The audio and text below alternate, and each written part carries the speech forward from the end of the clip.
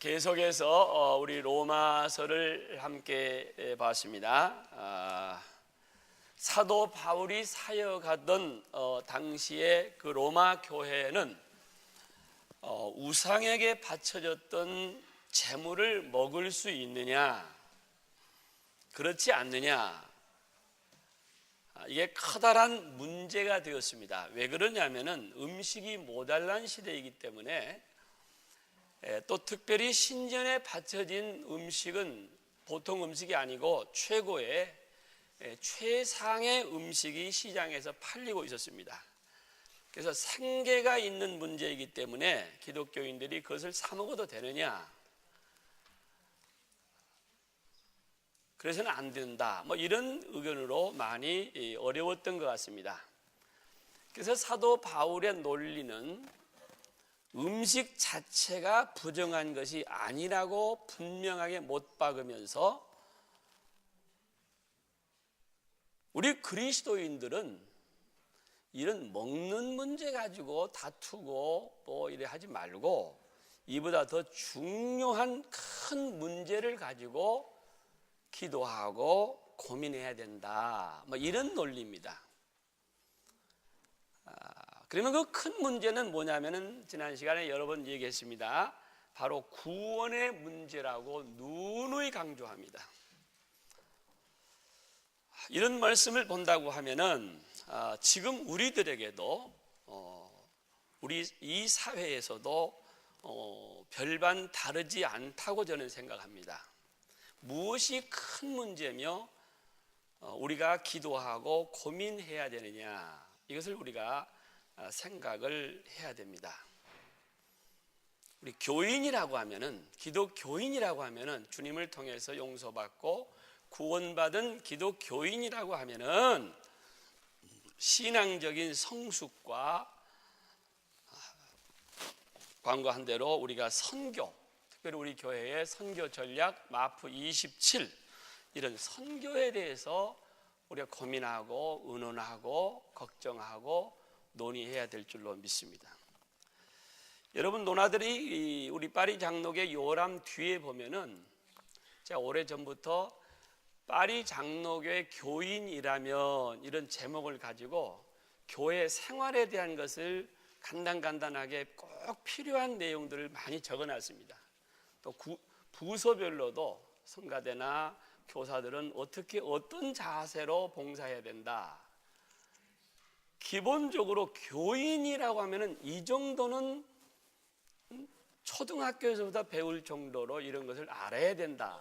물론 처음 교회 오시는 분들이 계실 것 같아서 좀 그런 것들을 기록을 해서 꼭 여러분 가서 보시기 바랍니다. 그래서 교인들이 우리가 지켜야 될 이런 기본적인 이런 것들 가지고 우리가 염려를 하자. 사도 바울도 이런 문제 가지고 많이 고민을 하고 어려운 문제들을 해결하려고 아마 로마서 14장 15장을 기록하는 것 같습니다. 본론으로 다시 들어가서 서로 사랑해야 할 교회의 공동체 안에서 형제를 비판하고 업신 여기면서 심판하려고 하는 것은 하나님이 해야 할 문제를 사람들이 옥신각신해서는 안 된다는 것입니다. 이런 작은 문제를 가지고 서로 상처를 입고 상처받는 것은 사랑이 결여됐다, 이런 말씀이시죠.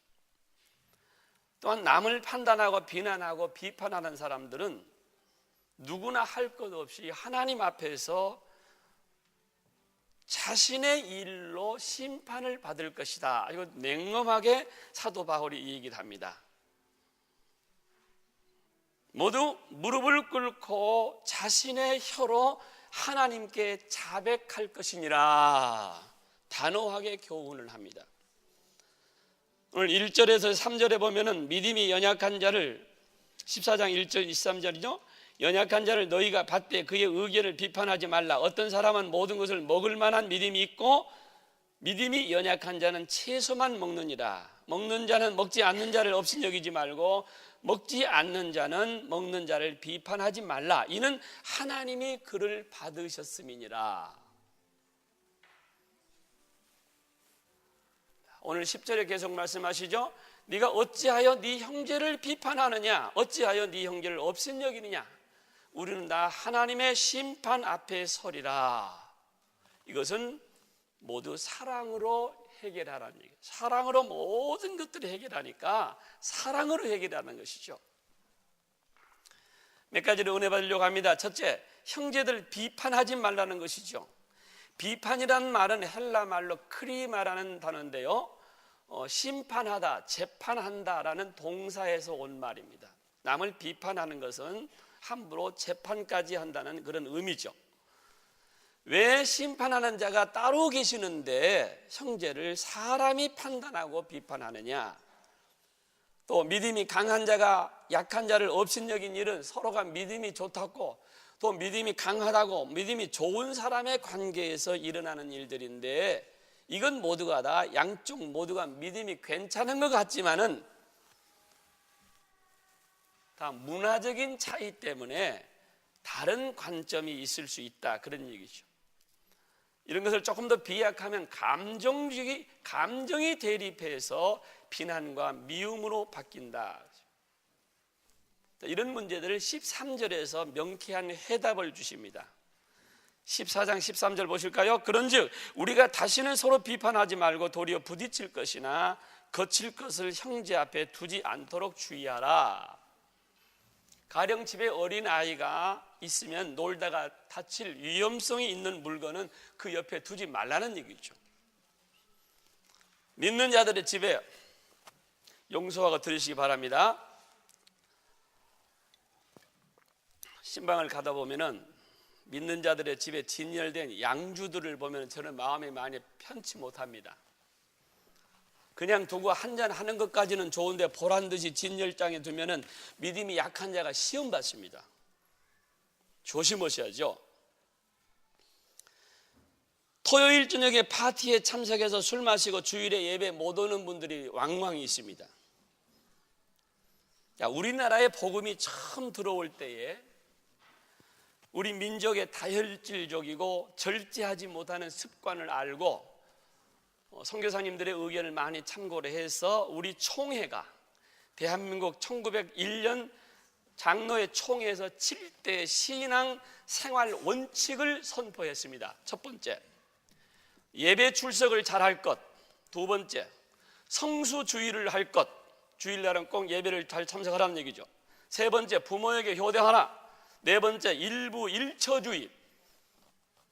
세 번째, 인가기도, 가족구원을 하라. 여섯 번째, 근면 성실. 일곱 번째, 금주금년입니다. 특별히 교회 중직자는 술, 담배 하는 자를 장로로 세울 수 없다고 못을 확실하게 박았습니다. 술, 담배가 성경적으로 죄가 될 수는 없습니다. 그러나 초대 한국 우리 어른들, 신앙의 어른들이 정해놓은 좋은 전통을 지금까지 이어가는 것이 옳다고 저는 확실히 믿습니다. 저는요. 신앙이 교회가 아니더라도 지금은 건강상 유익이 되는 게 참 많아요. 어느 청년이 입이 새카매가지고 담배를 너무 많이 피워가지고 입술이 다 타버렸어요. 송구영신 예배를 드리는데 제가 강단에 내려갔더니 나를 붙잡고 저쪽으로 가서 목사님 특별히 드릴 말씀이 하나 있습니다. 뭡니까? 오늘 말씀을 듣고 새해를 시작하는데 제가 담배 끊기로 결단했습니다. 그래서 그 형제는 담배를 끊고 건강을 회복하고 박사학위를 받고 들어갔습니다만은 우리가 신앙생활을 하면서 우리가 다른 사람에게 유익을 주지 못하고 상처를 주는 것들은 조심해야 될 줄로 믿습니다. 그렇다고 술, 담배를 가지고 서로 비판하고 업신여기지 말라, 이런 교훈입니다. 오늘 말씀은요. 그게 중요한 게 아니다. 두 번째 말씀드리려고 하는 것은 우리는 모두 하나님의 심판대 앞에 선다. 무서운 말입니다. 성경 말씀이지만 우리가 깊이 묵상하고 큐티하고 적용을 해야 될 줄로 믿습니다. 그러므로 형제들을 서로 사랑해야 됩니다.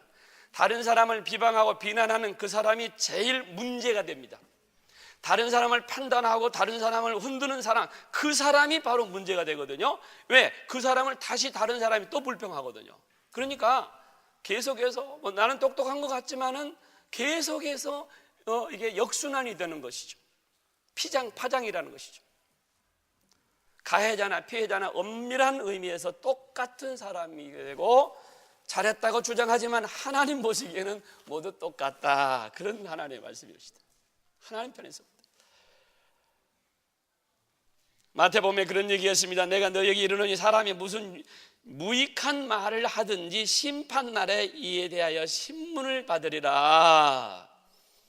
인자가 아버지의 영광으로 그 천사들과 함께 오리니 그때에 각 사람이 행한 대로 갚으리라. 주님 말씀입니다.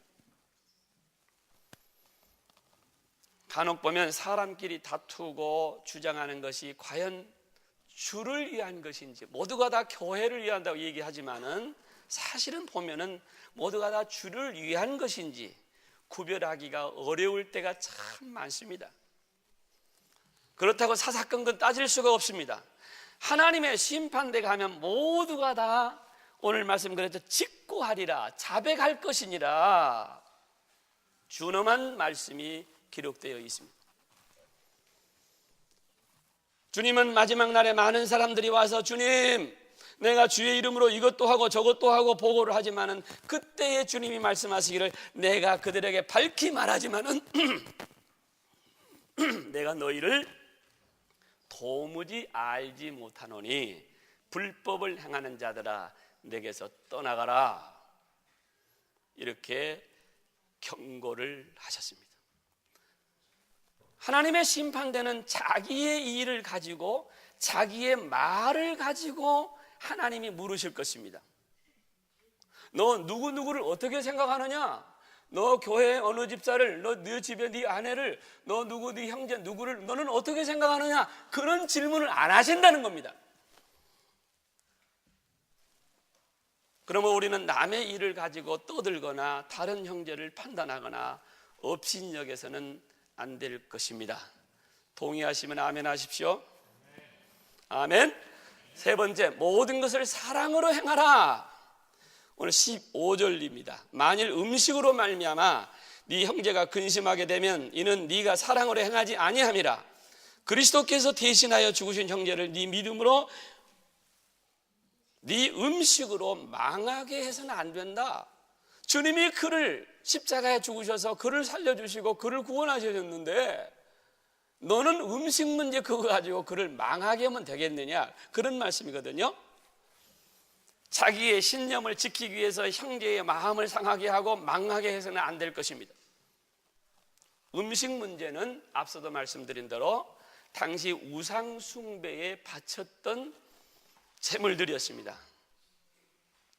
바울의 입장은 명쾌합니다. 음식이 부정한 것이 아니라 사람이 부정하다고 생각한 것뿐이라. 사람이 부정하게 생각했다. 그 음식에 마귀 사탄이 침을 발라놓지 않았다는 얘기죠. 저는 불신가정에서 자랐을 때 이 제사가 얼마나 많았는지 몰라요. 제사 지낼 때 내가 한 번도 그 떡을 먹고 밥을 먹어본 적이 없습니다. 어린 심정이니까 그 음식에 사탄이 드글드글 하는 줄 알았어요. 내가 믿음이 약한 거였죠. 오늘 말씀해 보니까 사도 바울은 그게 아니, 사람이 부정하다고 생각했기 때문에 음식이 부정한 거지 그 음식은 하나님께서 지으신 귀한 것이라. 그러므로 감사함으로 먹으라 그랬습니다.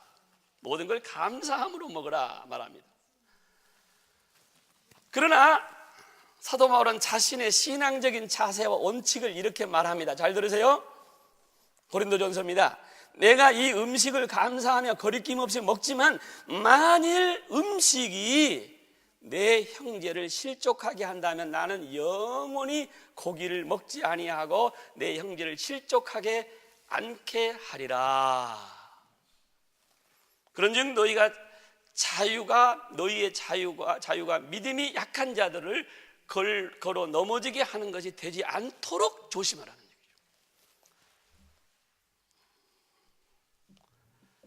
바울은 음식 문제가 구원받는 믿음이 약한 자의 신앙을 훼손하고 그들의 구원까지도 위협하게 되는 말씀이라는 것이죠. 다시요, 15절에 그 형제의 영혼을 망하게 행하는 행위다, 그 말. 사랑하는 성도 여러분, 우리에게 이런 실수는 하지 않으십니까? 다른 사람의 영혼을 사랑할 줄 알아야 될 것입니다. 나는 이렇게 믿지만은 다른 사람을 생각해, 그 영혼을 생각해서 우리가 조심할 것 조심해야 된다, 그런 얘기죠.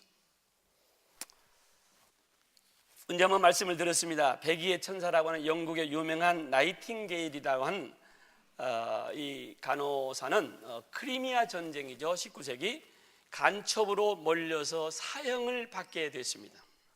그런 위험한 고비까지 서게 됐는데, 군에서는 아군만 치료하고 적군은 치료하지 말라고 하는 이 원칙을 버리고 그는 그 명령을 어기고 적군까지 치료해 주었기 때문에 그는 재판을 받았습니다. 그러나 그는 사형도 두려워하지 않고 이렇게 말합니다. 애국심만으로 부족합니다. 그렇습니다. 이보다 더 큰 사랑의 마음이 있어야 된다는 것이죠. 의술이나 간호원은 전쟁터에서 사랑의 마음을 가지고 해야지 애국심만으로는 안 된다는 것이죠.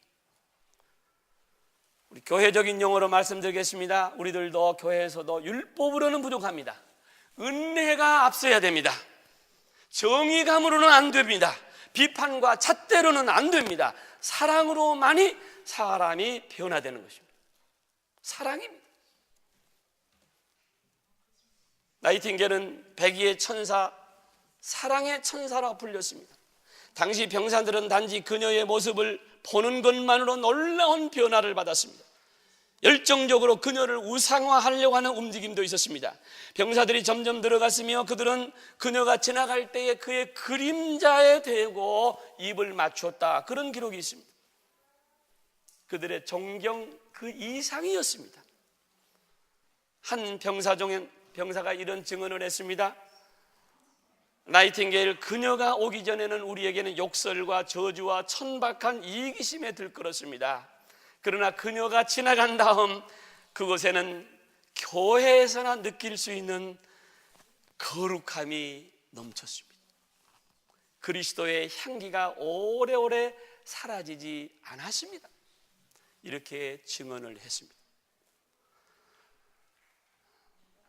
사랑하는 성도 여러분, 우리의 믿음의 형제 자매를 진정으로 사랑한다고 하면은 사도 바울처럼 영원히 술도 마시지 않고 담배도 금연하고 조심해야 된다고 하는 것입니다.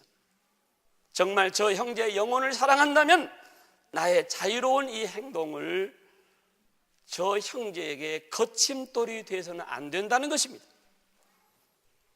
우리 한번 깊이 생각해 볼 문제라고 저는 말합니다. 교회는 항상 관용과 남을 배려하는 것을 베풀어야 됩니다. 늘 우리가 불란서에서 말하는 톨레랑스, 교회는 항상 관용을 베풀어야 됩니다. 다시 말해서 남을 배려해야 됩니다. 그렇게 배려하는 마음을 성경은 온유와 겸손이라 이렇게 말합니다. 에베소 4장이죠. 모든 겸손과 온유로 하고 오래 참음으로 사랑 가운데 서로 용납하라. 공동체의 유익을 위하는 것은 온유와 겸손이고 모든 것은 사랑의 근거로 시작되어야 합니다. 말씀을 마치겠습니다. 우리 기독교인들이 예수를 더 잘 믿기 위해서, 다시 말해서 자신의 신념을 지키기 위해서 스스로 자기 의의에 집착하는 이들이 있습니다. 주님은 그들을 향하여서 바리새인들이라고 말했습니다. 바리새인들은 모든 것이 자기 자신보다는 남을 비판하고 업신여기는 그룹들이 존재하고 있었습니다. 화 있을진저 바리새인들이여. 우리들에게도 그런 요소가 다분히 있습니다. 그러나 우리가 성경 말씀을 늘 묵상하고 늘 성경 말씀을 읽고 배우고 기도하는 이들은 나이팅게일과 같은 거룩한 향기가 넘쳐날 것입니다. 아멘. 거룩한 그리스도의 크리스천의 향기가 넘쳐나기를 주의 이름으로 축원합니다. 저 사람의 말씨도 다르고 얼굴도 모습도 아름답고 그림자까지도 닮고 싶어질 것입니다. 무엇보다 더 뜨겁게 사랑하라. 사랑은 허다한 죄를 덮느니라. 우리 모두 이런 성숙한 성도들이 되시기를 축원합니다. 기도하십시다. 거룩하신 아버지 하나님, 평범한 일이지만은 로마 교회 2000년 전에 있었던 사건들, 사도 바울이 고민하고 기도하고 회개하고 그들을 권면한 내용들이 어쩌면 우리들에게도 똑같은 상황이 전개된다고 봅니다. 중요하지 않은 지엽적인 것 때문에 우리가 속상해하고 이웃을 미워하고 교회 안에서도 사랑하지 못한 것 용서해 주시기를 원합니다. 더 중요한 문제, 구원의 문제, 죄의 문제, 하나님을 더 섬기는 일에 저희들 더 걱정하고 염려하고 밤을 새워 기도하며 금식하며 한 영혼이라도 사랑에 상처받지 아니하고 교회에서 은혜 받고 새로운 사람으로 출발하는 우리의 공동체가 되기를 원합니다. 우리 모두에게 그리스도의 향기가 넘쳐나는 우리 모두가 되게 해 주시옵소서. 부족합니다. 연약합니다. 성령이여 우리를 불쌍히 여겨주시고 그리스도의 귀한 일꾼들 되게 해 주시옵소서. 예수님의 거룩하신 이름으로 간절히 기도하옵나이다. 아멘.